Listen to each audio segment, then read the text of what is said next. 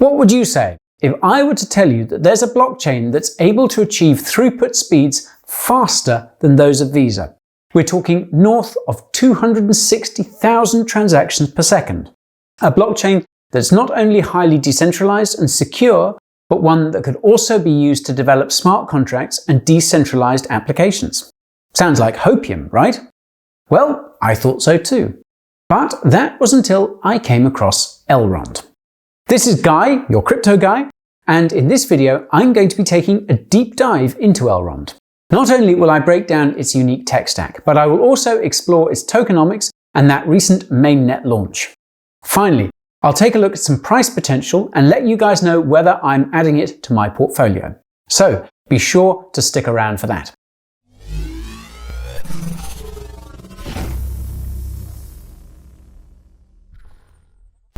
A few things before we get underway. While I may be your crypto guy, I'm not a financial advisor. That means that I'm not qualified to give you any investment advice. Seriously, folks. So please consult your financial fellow before making any big decisions. Also, if there's anyone new here, I'd like to welcome you to my channel. Over here I cover news, reviews, and hidden coin views. So if that's something you'd like to avail yourself of, hit up that subscribe button.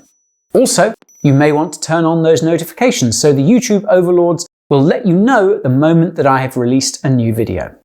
Okay everyone, are you ready to roll? I'm going to go over some of the tech of Elrond. If you would prefer to move ahead to the tokenomics or use cases, feel free to jump around with the timestamps that I've provided right here. So, what the hell is Elrond? Well, it's a distributed transactional cryptocurrency protocol that relies on proof-of-stake consensus as well as adaptive state sharding. Now, if that sounds like Greek to you, don't worry, we'll cover it in a bit. It's a blockchain that also has smart contract support, which means that dApp developers can build other applications on top of the Elrond network. It's these features that have had many people comparing it with the likes of Ethereum or Cardano, for example. Elrond is another one of those projects that completed an IEO, initial exchange offering, over on the Binance Launchpad. For those that don't know what this is, it's where an exchange will back a token, giving its users an opportunity to participate. Since that time, the Elrond team has been building out the tech, working its way towards a mainnet launch and full release of its functionality. This recently happened and there was a great deal of interest that surrounded it. And for good reason. Initial results from the testnet deployment had those insane throughput stats of over 260,000 transactions per second. To give you an idea of that scale, Bitcoin has about a max TPS limit of 7, Ethereum of 25, and Neo of about 10,000. Heck, even Visa, that operates a centrally controlled network of high-powered servers, can only process a max of 55,000 transactions per second. So, you're no doubt wondering how on earth a decentralized project like Elrond is able to beat this performance. Well, it comes down to its underlying technology, so let's take a look at that. When it comes to a blockchain's scalability, there are a number of factors that limit its growth. One of the most well-known has to be particular consensus methods. For example, when it comes to Bitcoin and Ethereum 1.0, they rely on proof-of-work algorithms. I'm sure that most of you know what this is, but the 30-second overview of it is this. Miners will use brute force computing in order to try and solve a particular hash algorithm and propagate a new block. The only problem with this is that the more hash power that's turned onto the chain, the more difficult it becomes to solve. The more high-powered mining rigs are needed to keep up with the requirements. As we've seen, this is neither environmentally friendly nor sustainable. It also means that proof-of-work blockchains face severe bottlenecks in times of network stress. This is, in fact, one of the primary reasons that Ethereum is moving away from this consensus method with the launch of ETH 2.0. Anyways, Elrond was built as a proof-of-stake blockchain from the ground up. This is the second most popular consensus method that relies on validators voting blocks forward based on the amount of a particular cryptocurrency staked. They've called their consensus method Secure Proof of Stake, or SPoS. This is a Byzantine Fault Tolerant consensus method that maintains a high degree of security. The exact mechanics of how this works are beyond the scope of this video, but here are the main takeaways.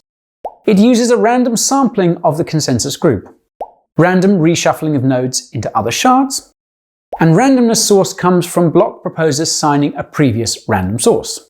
So that's a lot of randomness. But basically, the more random the selection of the validator nodes, the harder it is for any nodes to collude. The harder it is for any nodes to control the network. The harder to launch a Sybil attack and undermine the security of the network. If you wanted to read up a bit more on their consensus mechanism, I've linked to some resources below.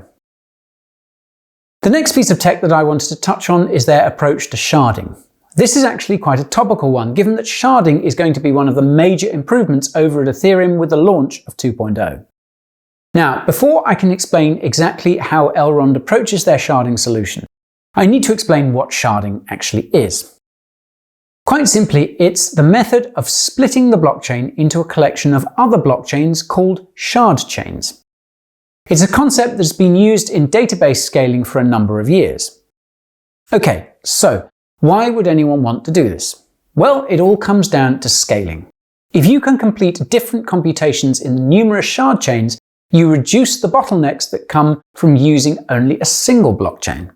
You can essentially run computations in parallel. If there's one dApp that's taking up a lot of computation power on one of the shard chains, it won't impact on the main blockchain. This could be particularly useful if there are a number of dApps that are running on a single blockchain. We only need to take a look back to the CryptoKitties fiasco to get a sense of how bloated a network can become. And while we're talking about scaling, one of the unique qualities of a sharded blockchain is that it scales horizontally. That basically means that the throughput potential increases the more validators there are.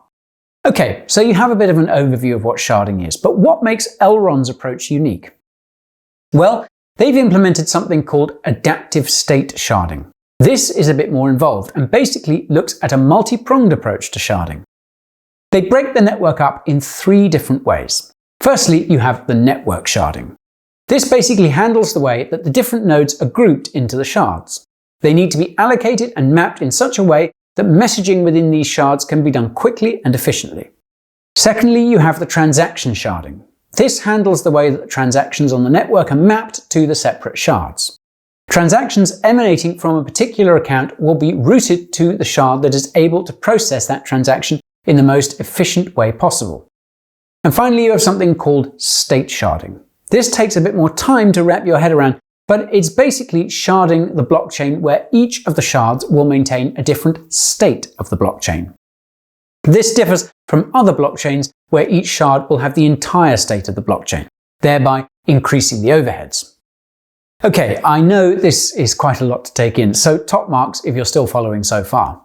If you are a bit confused, then no need to worry. All you really need to know is that Elrond is attempting to split up their blockchain in a number of different ways. Not only that, but the actual process they are using to do so is well tuned to increase performance and security.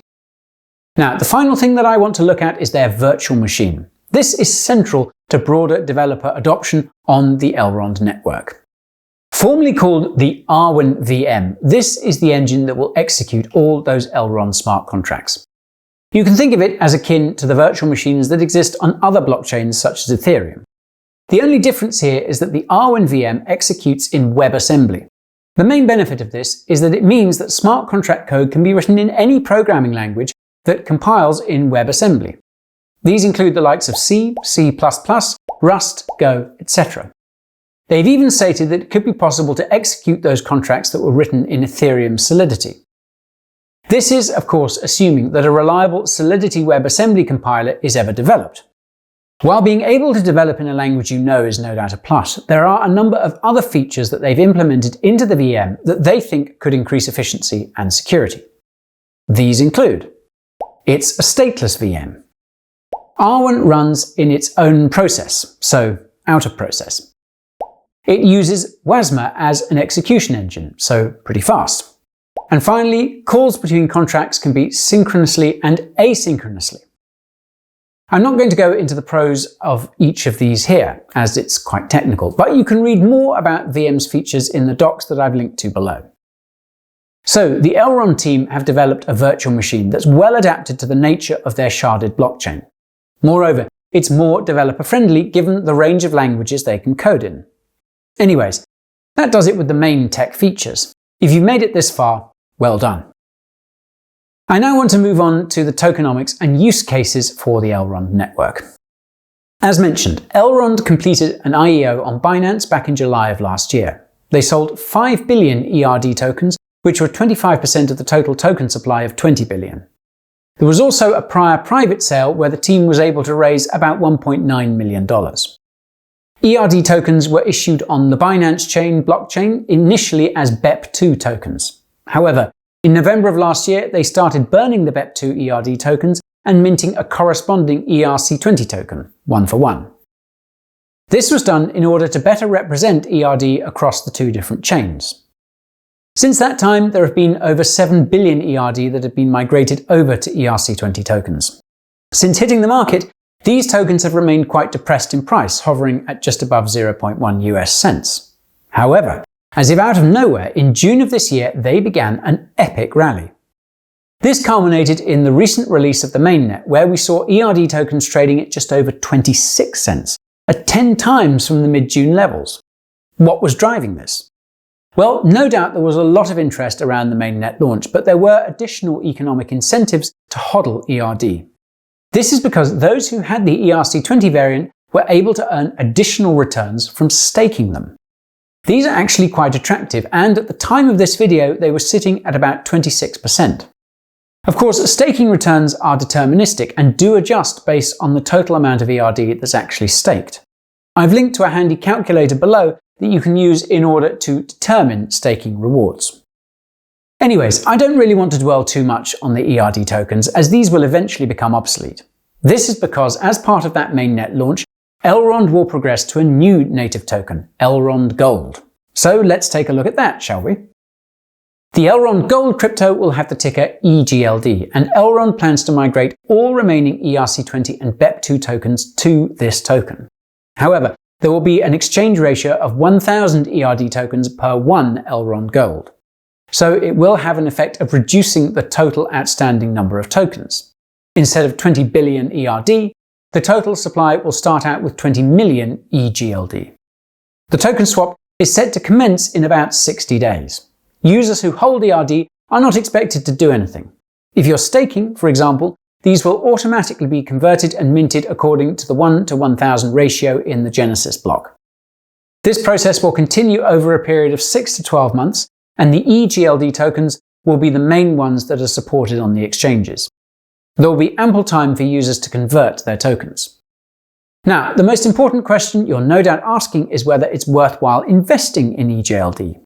Well, we need to take a closer look at the tokenomics. Firstly, there is one significant change from the old ERD model, in that the total amount of tokens on the market is capped. This is because the total validator reward is capped at just below 11.5 million tokens. So this means that the total token supply on the new mainnet will be just below 31.5 million tokens. You can take a look at the supply schedule over here. As you can see, the closer that we get towards that max issuance level, the lower the issuance rate.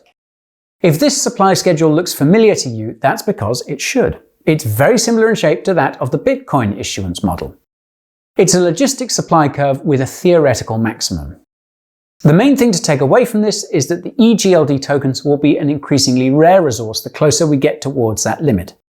The closer that we get, the less new ELG tokens will be issued. Eventually, rewards to the validators will move away from a block reward model to a fee-based model. For those of you who follow the stock-to-flow model for Bitcoin, you'll also notice how the stock-to-flow ratio increases considerably as we approach that limit. Now, this is only one side of the value proposition. You also have to consider that EGLD will be a stakeable asset. This means that those who are staking it will get a share of those new token rewards. Economically, this is price positive for the token. Allow me to explain. If you bought the Elrond Gold token and you've chosen not to stake it, you're losing out on potential staking rewards.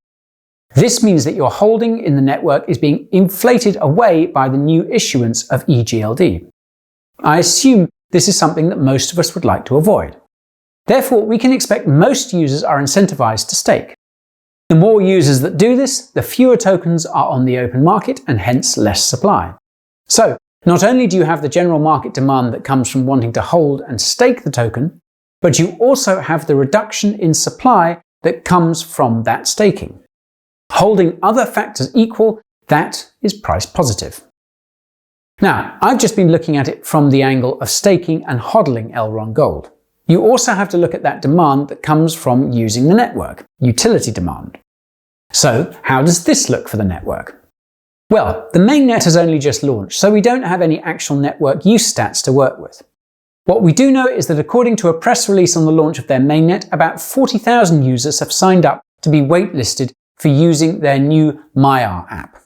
This is basically the mobile and web client for the Elrond mainnet that will be integrated into DeFi protocols. Maiar is Elrond's attempt to increase broader user adoption on the Elrond mainnet, and it was built almost exclusively around that user experience. They claim that users will be able to set up their app with, quote, nothing more than a phone number. Yep, your phone number. Now, they claim that this is entirely secure, and your phone number is encrypted and mapped to your address on the blockchain. However, if I must be honest, I'm not too happy handing over my phone number to be able to use a wallet. And according to this report, they state that the user does not control their private key. Not ideal, if I must be honest. Be that as it may, Maiar is set to launch onto a mainnet that has set high expectations for scalability, etc. Prior to the mainnet launch, their testnet had some impressive results. They had over 1,500 nodes in 29 different countries running the testnet on 50 shards. Peak throughput reached was 263,000 transactions per second, which is pretty damn impressive if you ask me. Now, of course, this was just a testnet with highly controlled parameters. It'll be interesting to see how things progress from here. It's early days, but so far, so good. That's it for my Elrond review and overview, folks. I now want to leave you with a few closing thoughts. Firstly, I'll say that I'm quite impressed with Elrond's tech. On paper, I think it has all the ingredients to develop a highly secure, scalable, and usable blockchain. Secure because of their unique proof-of-stake consensus method. Scalable because of their three-tiered approach to sharding. Usable because of their virtual machine with broad language support. I also do like the new Elrond Gold tokenomics. It naturally increases the long-term value of the token and incentivizes user staking and participation. Current staking returns on ERD are quite attractive, and if similar levels can be maintained on the mainnet, then it could be an attractive coin to hodl. But the main question you guys are no doubt asking is whether it should be hodled right now. In my honest opinion, I would hold off a bit. Currently, it looks like ERD tokens have rallied too hard and too fast. They still need to fully roll out their mainnet and implement their new tokenomics before one can make a solid investment case going forward. When the mainnet is finally released, I will want to see solid network growth performance stats. While testnets are a good indication of what could come, they are far from conclusive. I then also wonder if the initial excitement around Elrond could be overshadowed by the eventual release of Ethereum 2.0. We all know that the latter is likely to be a game changer for the crypto space, as it could fundamentally supercharge the Ethereum blockchain. Ethereum already has considerable network effects. It's already the overwhelming leader when it comes to dApp development, DeFi integrations, and enterprise adoption. It will be quite hard for any other blockchain with a similar MO to really capture any of that market share. This isn't anything against Elrond, as it's something that a whole host of other smart contract blockchains are likely to run into. However, it does mean that I won't be adding ERD to my portfolio at this time. I will be keeping an eye on it in the coming months as the mainnet is rolled out. And if I do change my mind, then I will let you guys know about it in my weekly mailing list. Speaking of which, you can sign up for that right now. I've linked to the sign up form in the description. Not only do I share my portfolio, but I also look at the markets, news, and hot coin tips. So be sure to join. And that's it, people, my roundup of Elrond. Thanks for sticking in there. I want to hear from you though. What are your thoughts on the project? Do you have any questions for me? Please fire them away into the comments below. And of course, if you like this video, then send it my way. Give me a big thumbs up and don't forget to ping that subscribe button. Much more crypto content is heading your way.